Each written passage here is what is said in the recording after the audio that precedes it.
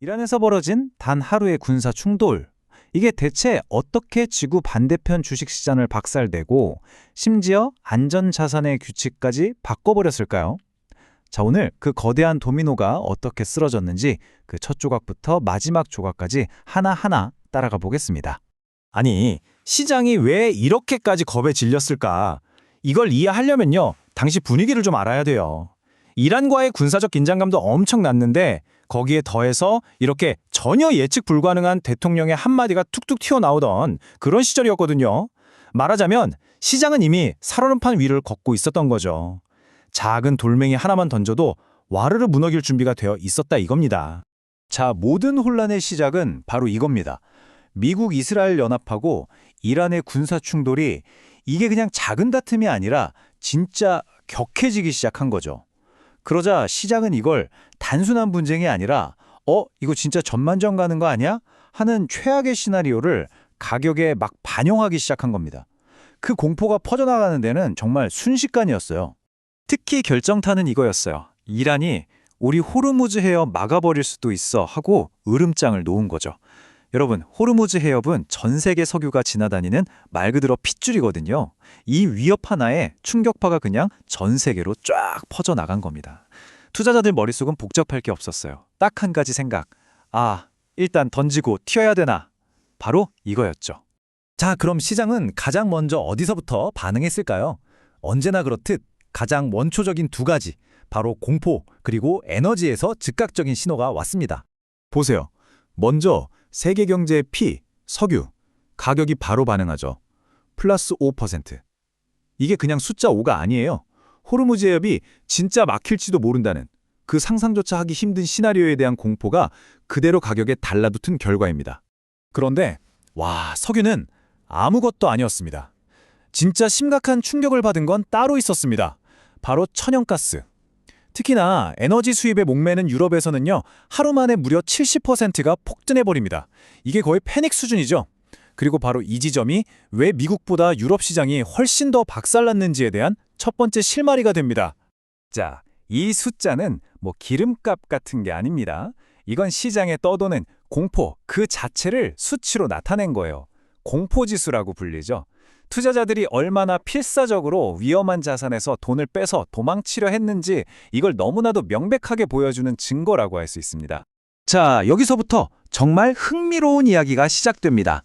위기는 전 세계에 닥쳤는데 희한하게도 그 피해는 공평하지가 않았어요. 유독 유럽 시장이 미국보다 훨씬 더 크게 무너졌거든요. 대체 왜 그랬을까요? 똑같은 위기를 맞았는데 말이죠. 이 그래프를 보면 그 차이가 그냥 한눈에 들어오죠. 미국 S&P 500이 한 1% 정도 빠졌을 때 독일, 프랑스 증시는 3.5% 가까이 폭락했습니다. 충격의 강도가 무려 3배가 넘는 거예요. 아니, 도대체 같은 위기 앞에서 왜 이렇게 다른 결과가 나온 걸까요? 그 이유는요, 크게 두 가지 핵심적인 취약점 때문이었습니다. 첫째, 유럽은 에너지든 명품 판매든 중동에 대한 의존도가 미국보다 훨씬 높았어요. 그러니까 직접적인 타격이 더 클 수밖에 없었죠. 반면에 미국은요, 이런 위기가 터질 때마다 전 세계 돈이 오히려 몰려드는 그런 독특한 지위를 갖고 있습니다. 바로 달러라는 궁극의 안전자산, 안전 피난처가 있었기 때문이죠. 그런데요, 이 달러가 피난처도라는 현상이 그날 시장의 가장 큰 미스터리, 아주 역설적인 상황을 만들어냅니다. 바로 수천 년 동안 인류 최고의 안전자산으로 여겨져 왔던 금의 배신이죠. 자, 여러분께 한번 여쭤볼게요. 이렇게 전 세계가 위험에 빠지면 당연히 금으로 돈이 몰려야 하는 거 아닌가요? 안전자산의 대표 주자니까요. 그런데 왜 어째서 이날 금값은 오히려 폭락했을까요? 여기에는 우리의 상식이나 직관과는 전혀 다른 시장의 논리가 숨어 있습니다. 그 답은 바로 이 세 가지 현상에서 찾을 수 있습니다. 첫 번째는 현금 확보 경쟁, 영어로는 cash for cash라고 하는데요.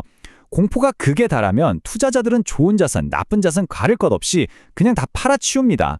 금까지도요. 왜? 오직 달러 현금을 손에 쥐기 위해서죠. 두 번째는 킹달러 효과입니다.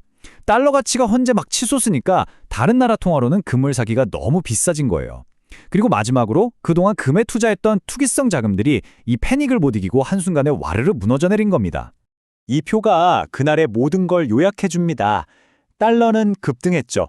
그런데 금은 3.5%, 은은 6% 넘게 폭락했습니다. 그러니까 이날의 패닉 속에서 유일하게 왕좌를 지킨 건 금도 은도 아니었던 겁니다. 오직 현금, 그것도 미국 달러뿐이었죠. 자, 지금까지는 숲을 봤으니까 이제 나무를 한번 들여다볼까요? 이 거대한 시장의 혼란이 개별 기업들한테는 또 어떻게 작용했는지 그야말로 극과 극의 희비를 만들어낸 현장으로 가보겠습니다. 이날 시장에서 가장 크게 얻어맞은 기업 중 하나가 바로 이 소프트웨어 회사 몽고디비였습니다. 와, 하루 만에 주가가 27%, 거의 4분의 1이 그냥 증발해버린 거예요. 아니 대체 왜 이렇게까지 떨어졌을까요? 이유는 회사가 내놓은 앞으로의 실적 전망, 즉 가이던스가 시장 기대치에 못 미쳤기 때문입니다. 사실 평소 같았으면 이 정도로 폭락하진 않았을 거예요. 하지만 이렇게 모두가 공포에 질려 있을 때는요, 아주 작은 흠집, 작은 불안 요소 하나도 시장은 절대 용납하지 않습니다. 가차없죠. 그런데 말이죠. 모두가 쓰러지는 와중에 오히려 꿋꿋하게 서서 빛을 발한 기업도 있었습니다. 몽고디비아는 완전히 정반대의 길을 걸은 거죠. 바로 미국의 대형 유통업체 타겟입니다. 생각해보세요. 이렇게 앞이 안 보이는 불확실성의 안개 속에서 타겟이 뭘 했냐면 우리 실적 좋고 앞으로도 자신 있습니다. 라는 아주 강력하고 확실한 신호를 시장에 보낸 겁니다. 이게 투자자들한테는 그야말로 한 줄기 빛과 같았던 거죠. 모두가 위험을 피해 도망칠 때 똑똑한 투자자들은 이 확실함에 돈을 걸었던 겁니다. 이런 희비는 다른 산업에서도 아주 극명하게 나타났어요. 예를 들어 볼까요? 중동의 하늘길이 막히니까 당연히 항공사들은 직격탄을 맞았죠. 근데 반대로 그 중동의 불안 때문에 디지털 달러라고 불리는 스테이블 코인 수요는 오히려 폭발했습니다. 보세요. 똑같은 분쟁이라는 사건이 어떤 산업에는 재앙이 되고 어떤 산업에는 기회가 된 정말 아이러니한 상황인 거죠. 자, 이제 마지막으로 다시 한번 시야를 확 넓혀보겠습니다. 이 단 하루의 분쟁이 단순히 그날의 주가만 바꾼 게 아니라 앞으로의 경제 전체에 대한 우리 기대를 어떻게 완전히 뒤바꿔 놓았는지 이게 사실 가장 중요한 교훈일 수 있습니다. 이 발언을 한번 보세요. 연준, 그러니까 미국 중앙은행의 아주 높은 분이 한 말인데 인플레이션이 여전히 너무 뜨겁다고 하죠. 이게 뭘 의미하냐면 그날 터진 에너지 가격 폭등이 꺼져가던 인플레이션 공포라는 불씨를 순식간에 다시 확 살려냈다는 뜻입니다. 결국 우리가 오늘 본 모든 이야기는 이 4단계의 연쇄 반응으로 요약할 수 있습니다.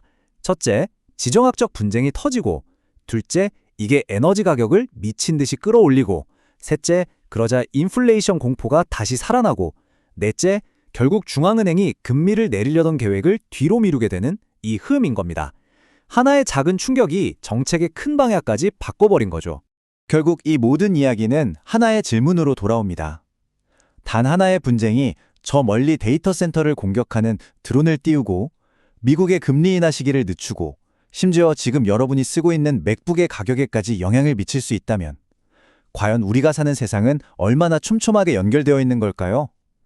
오늘 우리가 본 것은 그 거대한 연결성의 힘을 보여주는 아주 명백한 증거였습니다.